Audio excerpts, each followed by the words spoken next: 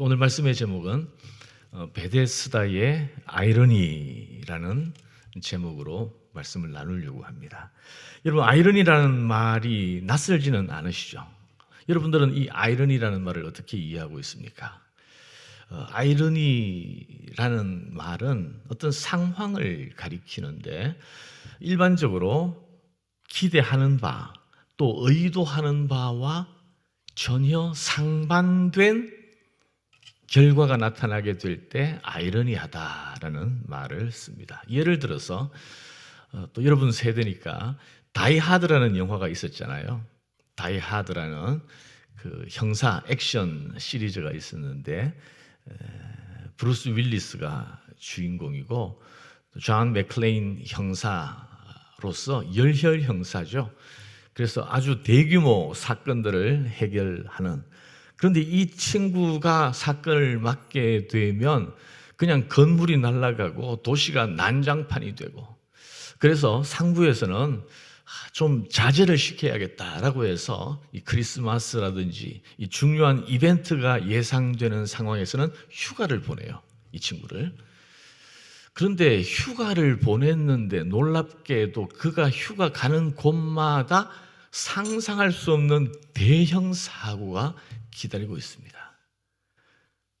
조용하게 휴가를 보내러 의도했는데 오히려 역대급 대형 사건이 생기는, 이런 것들은 아이러니하다라고 말할 수가 있습니다. 자, 오늘 이 베데스다라는 곳에서 일어난 세 가지 아이러니, 세 가지 아이러니가 어떤 것일까? 자, 1절부터 한번 보실까요? 1절, 그 후에 유대인의 명절이 되어 예수께서 예루살렘에 올라가시니라. 명절이 되어, 유대인의 명절은 우리와 다르죠. 설날이나 추석처럼 놀이하는 날이 아니라 바로 하나님을 예배하고 하나님에게 감사하는 날입니다.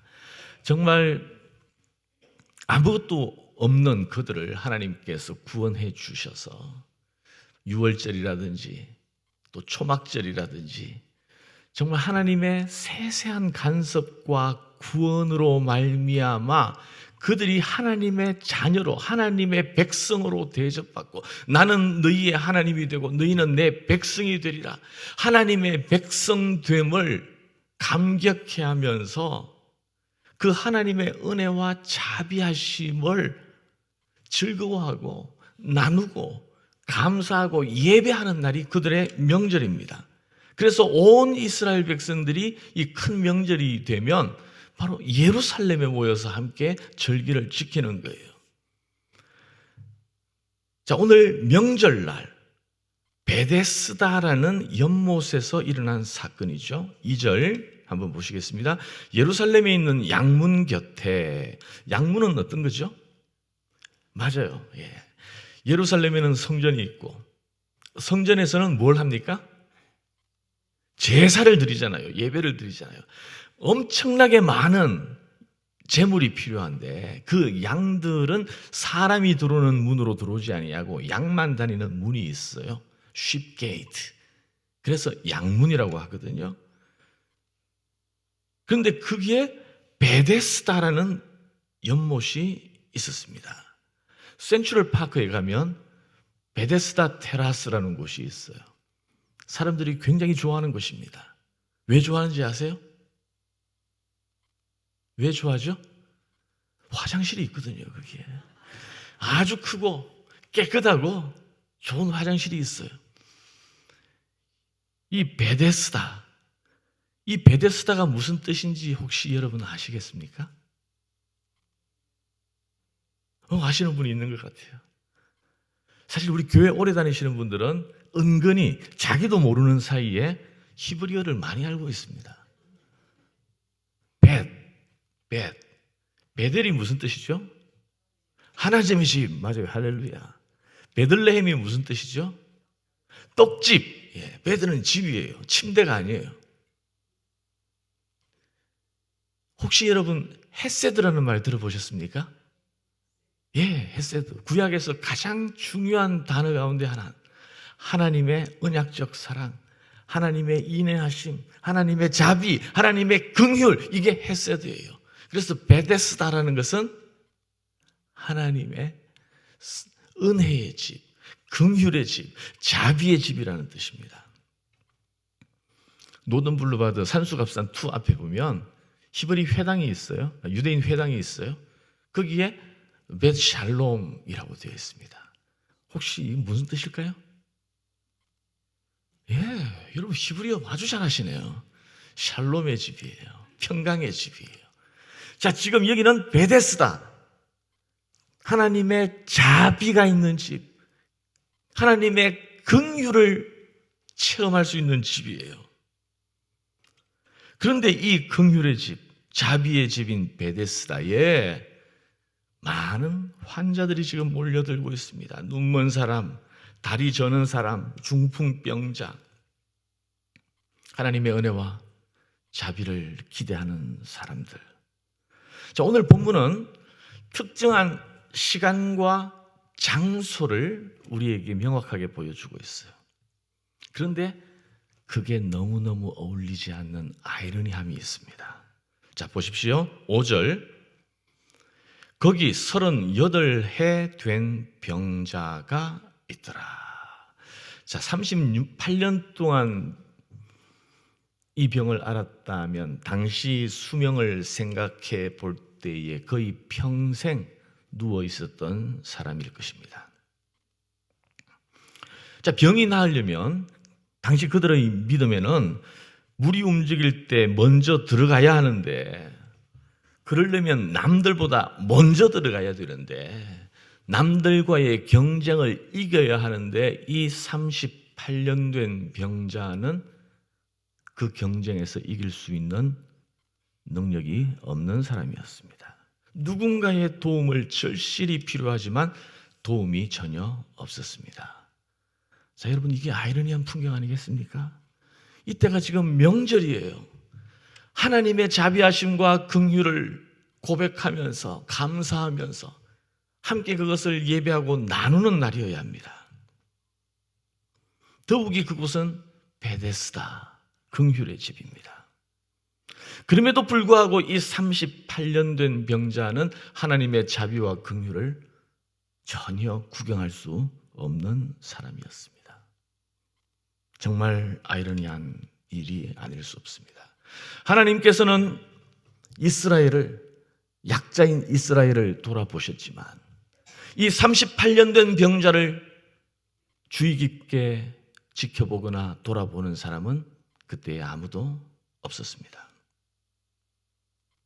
모든 사람들이 하나님의 은혜와 자비를 기뻐하면서 명절을 지키기 위하여 예루살렘에 올라왔지만 정작 이 베데스다에는 하나님의 은혜와 긍휼이 보이지 아니하고 누가 먼저 저 물속에 뛰어드는가, 긴장과 경쟁이 가득했습니다. 이것이 바로 베데스다의 아이러니예요. 그런데 이곳에 누가 오셨어요? 예수님께서 오셨어요. 우연히 오셨습니까? 아닙니다. 예수님께서 그곳에 하나님의 은혜와 긍휼이 필요함을 아시고 그것을 누구보다 필요로 하는 사람이 있음을 아셨기에 그곳에 예수님께서 오셨습니다. 여러분, 우리 주님은 긍휼의 주님이십니다. 이스라엘 백성이 애굽에서 종살이할 때에 더 이상 이렇게 살 수 없노라고 울며 울부짖으며 탄식하고 고통을 절규하고 있을 때 긍휼의 하나님께서 모세를 보내셔서 그들을 구원하셨습니다. 이스라엘 백성이 이방 나라에게 짓밟히고 그들이 하나님을 거부하고 하나님의 말씀을 떠났기 때문에 이방 사람들에게 짓밟혀 있을 때 그들이 탄식하며 울부짖었습니다. 그러나 그때마다 하나님께서는 사사를 보내셔서 그의 자비하심으로 그들을 건져내 주신 긍휼의 하나님이십니다. 우리가 아직 죄인 되었을 때, 우리에게 아무런 소망이 없고 우리 스스로는 그 죄의 문제를 해결할 수 전혀 없을 때 그리스도께서 우리를 위하여 죽으심으로 말미암아 하나님께서 우리에게 그 자비를, 그 사랑을 확정해 주신 줄 믿습니다. 그 하나님께서 이제 38년 된 병자를 찾아오셨습니다. 자, 이제 6절 보시죠. 예수께서 그 누운 것을 보시고 병에 벌써 오래된 줄 아시고 이러시되 네가 낫고자 하느냐.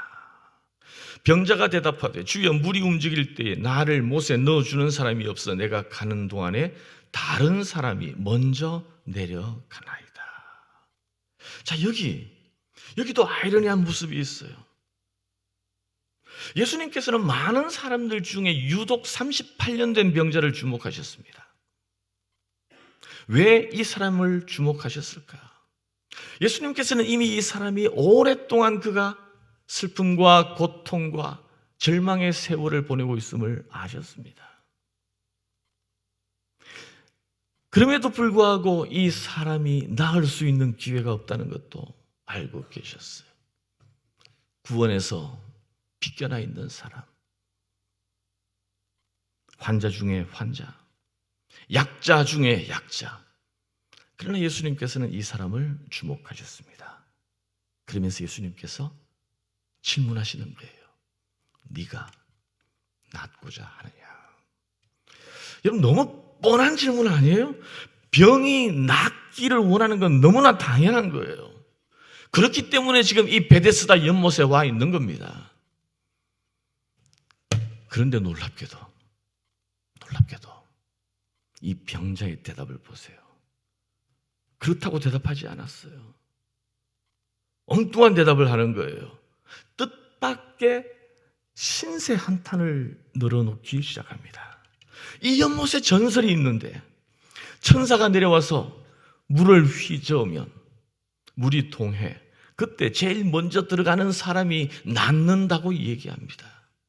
그런데 물이 동해도 나를 저기에 넣어주는 사람이 한 사람도 없어서 내가 이렇게 널 기다리기만 할 뿐입니다.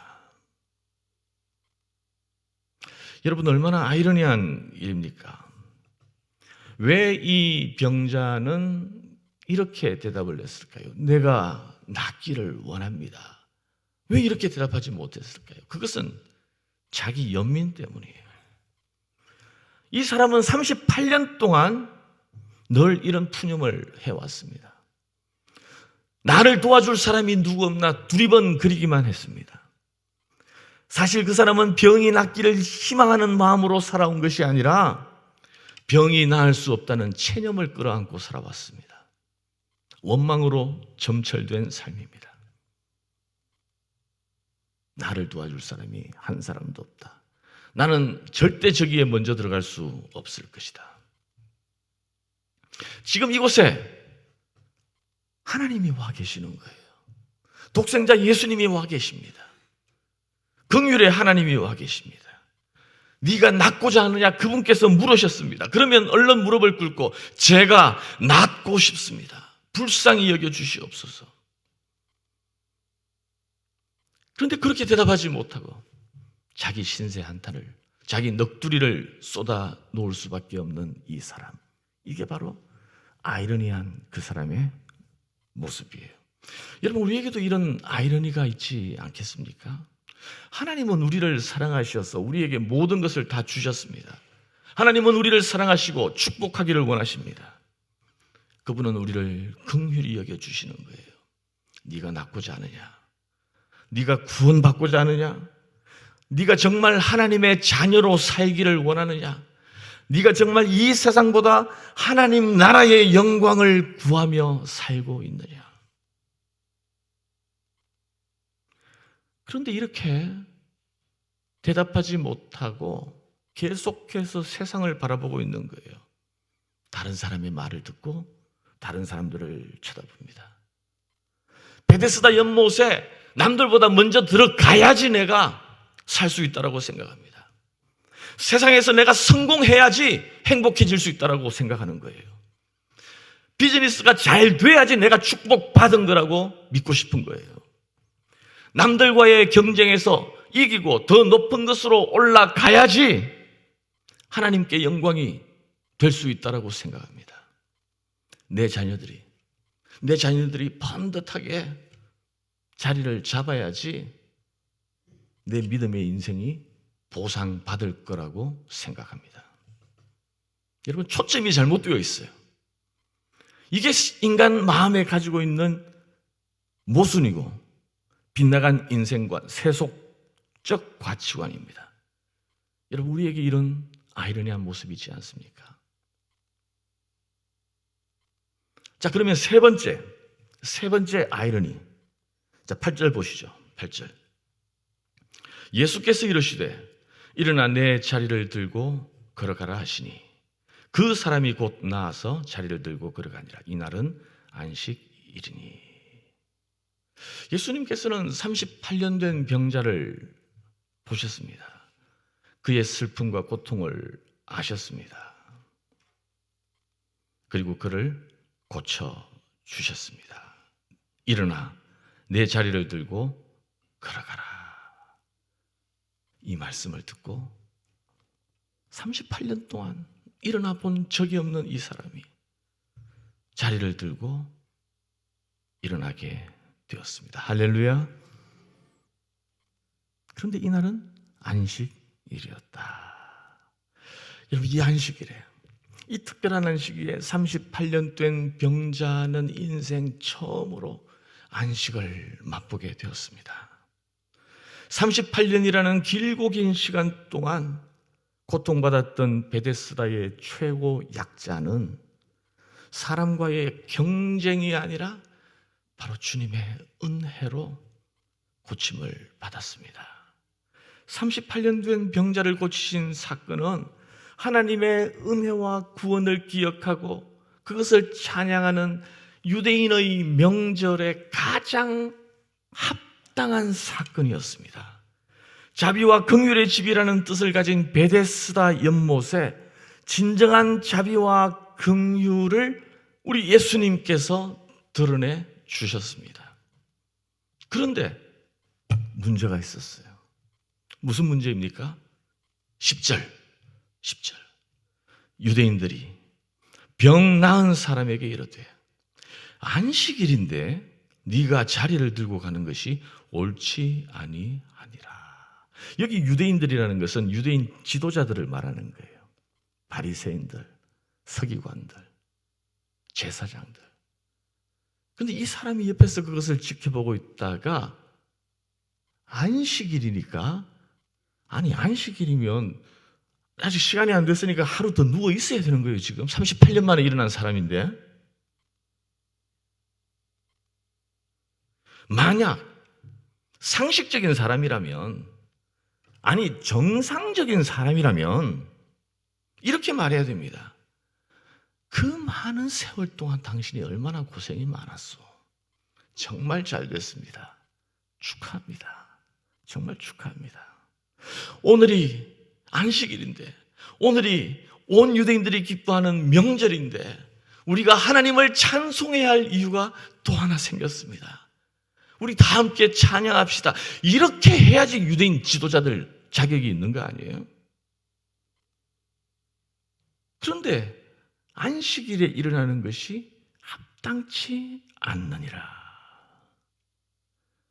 여러분, 그냥 이것을 핀잔을 주는 정도가 아니라 그들의 본심이 뭐냐 하면 오늘 본문 아래에 있습니다만 16절 이런 말씀이 있습니다. 16절에 그러므로 안식일에 이러한 일을 행하신다 하여 유대인들이 예수를 박해하게 된지라.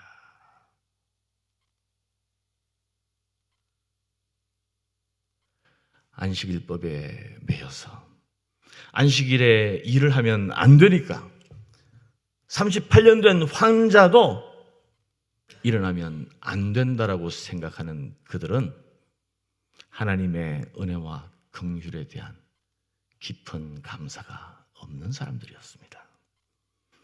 명절을 지키러 예루살렘에 올라왔지만 그것은 단지 지켜야 할 율법이었을 뿐 하나님의 은혜와 긍휼을 깊이 묵상하고 그것을 즐거워하는 율법의 참다운 정신과 의미를 그들은 망각한 사람들이었습니다. 안식일에 참 안식을 누리는 것이 무엇인지 알지 못하고 오히려 안식일법으로 사람들을 판단하고 정죄하고 묶어두는 그 사람은 경건과 거룩을 착각하는 사람들이었습니다. 38년 동안 신체 마비로 고생한 이 사람들에 대한 긍휼한 마음이 그들에게 없었고 그 사람이 고침을 받은 것에 대한 기쁨과 놀라움과 경탄과 동정심이 그들에게 전혀 없었던 그들은 냉혈한 인들이었습니다. 예수님이 안식일법을 지키느냐 지키지 않느냐만 지켜보고 있던 그들은 예수님이 누구신지를 절대 알 수가 없는 사람이었습니다. 무엇보다도 우리 인생을 불쌍히 여기시고 긍휼히 여겨주시고 구원을 베풀어 주시는 하나님의 참다운 마음을 그들은 전혀 알지 못하는 사람들이었습니다. 사랑하는 여러분, 오늘 이 베데스다 연못에 나타난 세 가지 아이러니를 함께 살펴봤습니다. 베데스다 연못의 아이러니가 무엇이었습니까? 은혜와 긍휼이 필요로 한 곳에 정작 은혜와 긍휼을 누리지 못하고 소외된 사람들이 가득했다라는 거예요. 은혜와 긍휼이 아니라 오히려 살벌한 경쟁과 적의가 가득한 그 자리. 여러분, 그것은 바로 세상의 단면입니다. 그런데 세상은 그렇다고 치고 세상은 원래 그런 거니까. 그런데 은혜와 긍휼을 드러내고 즐거워하고 나누어야 할 오늘날 교회는 혹시 이 베데스다 같은 곳은 아니겠습니까? 교회에서도 서로 경쟁하고 교회 안에서 하나님의 은혜와 긍휼을 맛보지 못하고 상처받고 소외받는 사람들이 있지는 않겠습니까? 나보다 남을 낮게 여기라고 말씀하셨는데 언제나 나를 남보다 낮게 여기고 그것을 증명하고 싶어하는 것이 또 우리 믿는 사람들의 마음은 아니겠습니까? 여러분, 뉴욕 장로교회는 어떻습니까? 38년 된 병자의 아이러니를 한번 생각해 보시죠. 예수님께서 은혜와 긍휼의 하나님께서 네가 낫고자 하느냐 질문하셨지만 오히려 자기의 신세 한탄만 늘어놓고 있는 이 38년 된 병자의 모습이 우리에게 있지 않겠습니까? 놀랍게도 문제가 있지만 문제가 있는 것을 알지만 낫기를 원하지 않는다는 마음이 또 우리에게 있는 거예요. 근원적인 해결을 원하지 않습니다. 바라지 않습니다. 어거스틴이 그의 책 고백록에서 이렇게 자신이 기도해 놓으라고 고백한 적이 있습니다. 주님, 저를 정결하게 하옵소서. 그러나 지금은 그리하지 마옵소서. 세상에 아직 재미있는 것이 너무나 많습니다. 우리도 신앙생활하면서 이런 이중적인 마음으로 기도하고 있지 않습니까? 주님, 하나님 나라를 사모합니다. 주님만 바라보고 주님께 온전히 속하게 하여 주시옵소서. 그러나 너무 완전히는 그렇게 하지 말아 주시옵소서. 여러분, 우리는 네가 낫고자 하느냐? 라고 질문하시는 주님 앞에 이렇게 고백해야 합니다. 주님, 제가 낫기를 원하나이다. 변화되기를 원하나이다. 주님, 저에게 참된 믿음, 진정한 믿음을 주시옵소서. 주여, 제가 새 사람이 되기를 원합니다. 그럴듯한 신앙인이 아니라 참된 그리스도인, 리얼 크리스천이 되고 싶습니다. 저의 삶의 매 순간이 하나님에게 기쁨이 되기를 원합니다. 여러분, 우리가 왜 이렇게 기도하지 못합니까? 왜 전 존재를 걸고 하나님 앞에 나아가 고쳐주기를 구하지 못하고 있습니까?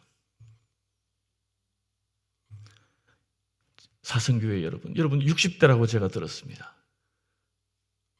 제가 이제 59이거든요. 다 저의 형님, 저의 누님들이신데 이 60대라는 것이 참 근사한 것 같아요. 인생을 살 만큼 살았습니다. 열심히 인생 속에서 한번 싸워봤습니다. 그리고 이제 그 후를 생각해야 할 때잖아요. 이제 여러분 가운데 아직 현역으로 열심히 일하시는 분들도 계실 것이고, 또 이제 메디케어 시니어가 되어서 또 지금까지와 다른 삶을 준비하시고 살아가시는 분들도 계실 거예요. 이제 세상을 알잖아요. 세상이 진짜가 아니라는 것 알잖아요. 그게 영원한 만족을 줄 수 없다는 것 머리도 알고 우리 몸으로도 알잖아요. 그러면 이제 우리의 남은 생에 주님, 제가 어설프게 신앙생활한 것, 제가 믿는다고 살았지만 하나님 마음에 합하지 못했던 지난 모든 시간들 청산하고 싶습니다. 진짜 참 믿음을 제게 허락하여 주옵소서. 믿는 자처럼 살게 하여 주시옵소서. 주님 다시 만날 그때 부끄러움이 없게 제대로 신앙생활하고 천국 가게 하여 주시옵소서. 그동안 바쁘다고, 그동안 여건이 안 된다고 몸을 사리고 물러섰다면 이제 주의 몸된 교회를 위하여 충성하다가 갈 수 있게 하여 주시옵소서. 이렇게 기도할 수 있는 제4성교회 여러분 되기를 주님의 이름으로 축원합니다. 자, 이제 마지막 유대인들의 아이러니는 뭐예요? 유대인들은 열심히 율법을 지키고 안식일을 지킨다고 하면서 안식일의 본질을 망각해버렸습니다. 안식일의 주인이신 예수님을 죽이려고 핍박하는 사람들이 되었습니다. 여러분, 우리는 하나님을 위한다고 하면서 하나님의 마음을 헤아리지 못하고 있지 않겠습니까?